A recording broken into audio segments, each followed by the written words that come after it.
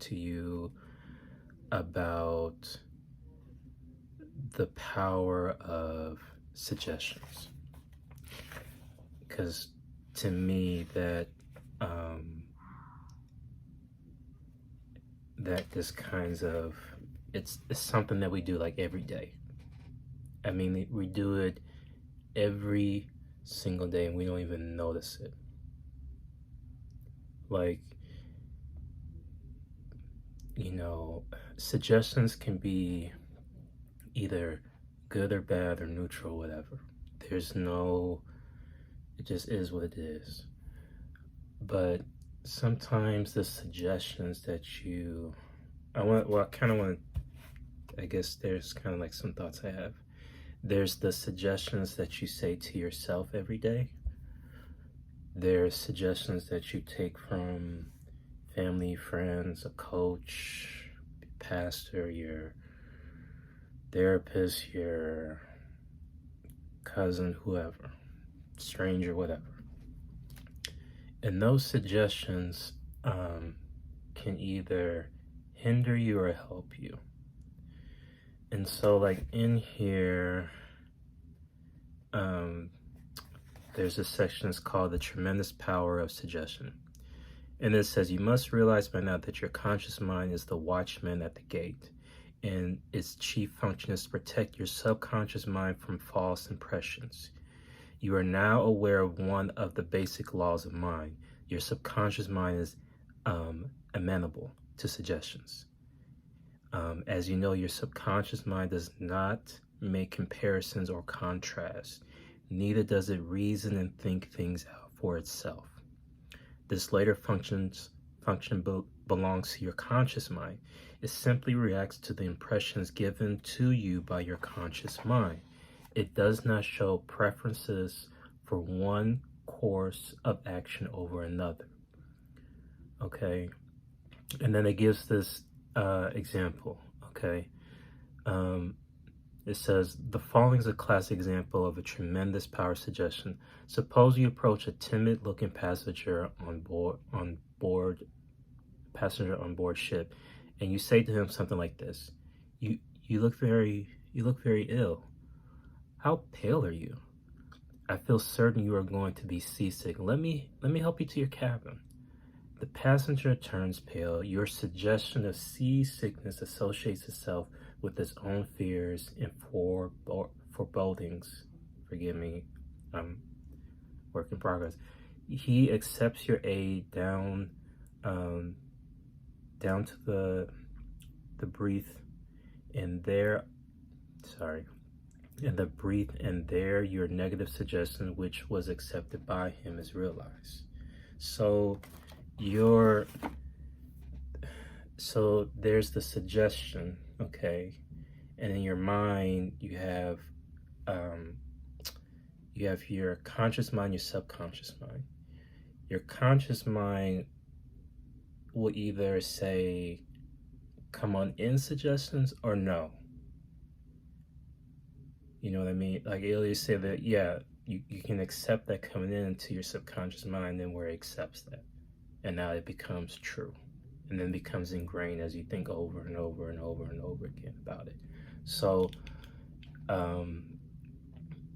you have to be, I guess you have to be on guard about what suggestions people come to you, and even what suggestions you bring to yourself. Okay, so, and I mean that's just a great example. I mean, like the guy went up to him, said, "You look pale, you look seasick," and the guy somehow just accepted that. Like, why would you accept that? Why would you accept a negative suggestion when you're on a ship, you're on the boat, and you just accept that? So, like, really think and be careful about some things that people say. And then also, it gave another example. Same suggestion. Guy goes up to him, says the same thing. You look very ill. You look very sick. You look like you're seasick. Now, the person this time, it falls on deaf ears, meaning he doesn't accept what he just suggested to him. and he laughs it off. He doesn't worry about it. He has the confidence, I'm gonna be fine on this boat.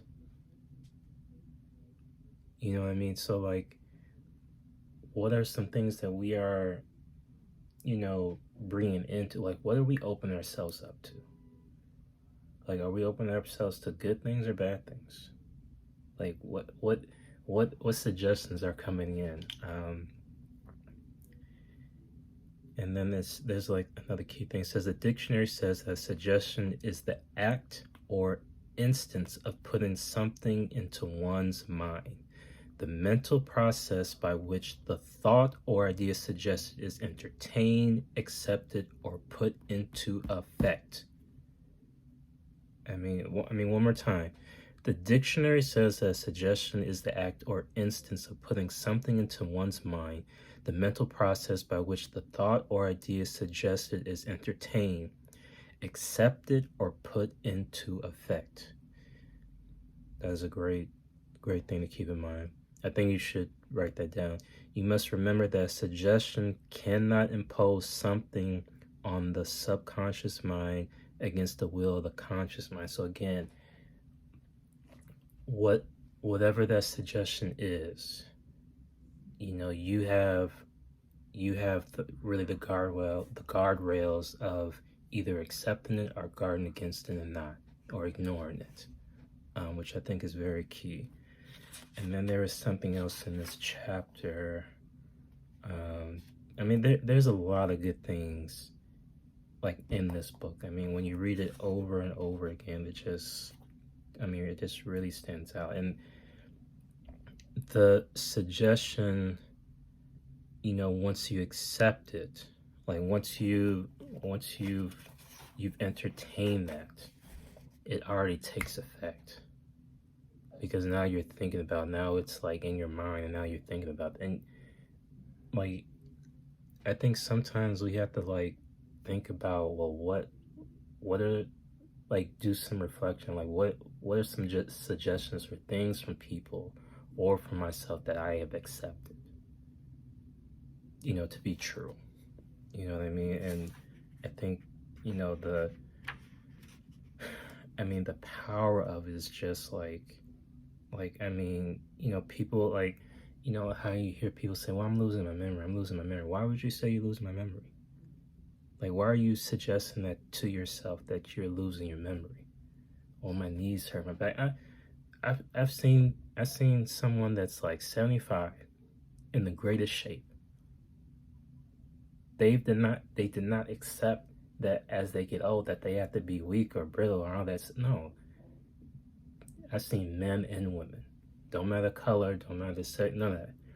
They went to the gym. They've suggested to themselves, I'm going to be in the greatest shape, no matter how old I am. You know what I mean? So they've suggested something positive and constructive what they wanted. I was reflecting and thinking about, like, what are some things that I have suggested to myself.